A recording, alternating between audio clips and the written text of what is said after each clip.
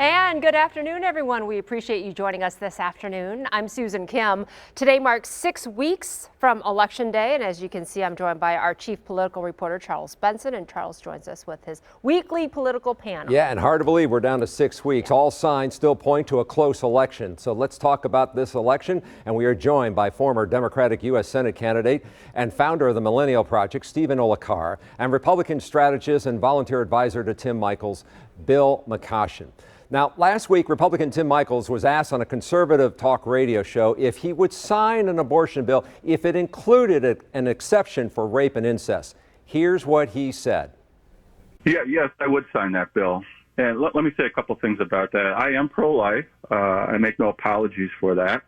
But I also understand that this is a representative democracy. And if the people, in this case the legislature, brought a bill before me, as you just stated, I would sign that.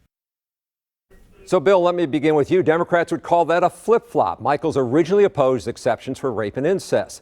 Is the state's 1849 law hurting Republicans with this issue with voters? Doesn't appear to, Charles. In the latest Marquette poll, Democratic voters are the one who are most concerned about it. Democratic voters, according to Charles Franklin, are concerned about gun violence, abortion, and climate change. The average voter, and specifically independent voters, are concerned about inflation, crime, and public schools. So they're not talking to the independent or swing voters. And we all know midterms are base versus base election, and whoever wins the independents wins. Right now, Democrats are talking past them on abortion. Stephen, will this force Democrats to pivot? They have been running TV ads saying Michels opposes exceptions for rape and incest. That's no longer the case. Well, what we saw with his comments in that radio show is that he updated his position from a 19th century view to an early 20th century view. We need to do much better in 2022. And what I can agree with is the second part of what Michels said, which is we do live in a representative democracy. And what that means is we should have a policy in Wisconsin that reflects the views of most Wisconsinites. And the Marquette Law School poll showed that nearly 70% of Wisconsinites believe in reproductive freedom. So we should have a governor who reflects that view. Well, let's talk about Governor Tony Evers calling for a special session to allow Wisconsin voters to decide the state's abortion access law with a public referendum. Here's what he said. I heard it directly from Senator Johnson's mouth that he said, look, let's let the people take care of this. I agree with U.S. Senator Ron Johnson. And there's a sentence for you. All right, quite the moment there, Stephen. Republicans are calling this a political stunt by Evers. A special session is unlikely and the referendum process is long and cumbersome. So what are Democrats hoping to accomplish here when it comes to the abortion issue with just 6 weeks to go until Election Day?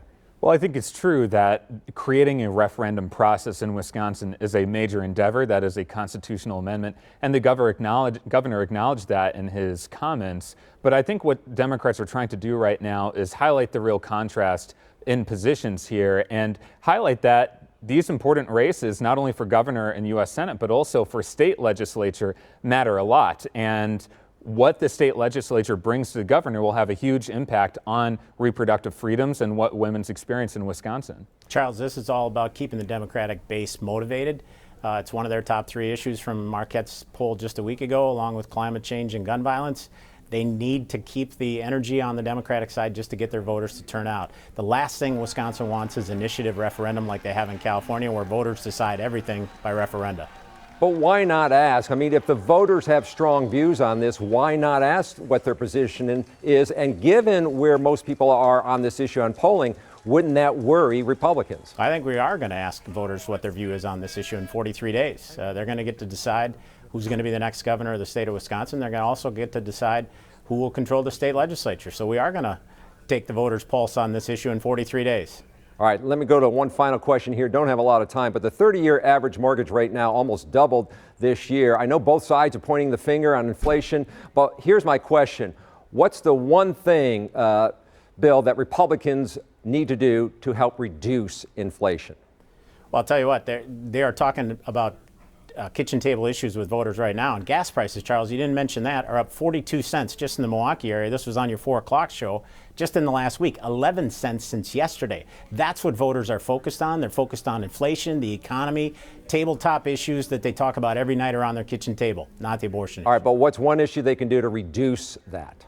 Cut taxes and reduce spending. All right, Stephen, your position, what are Democrats needing to do to reduce inflation?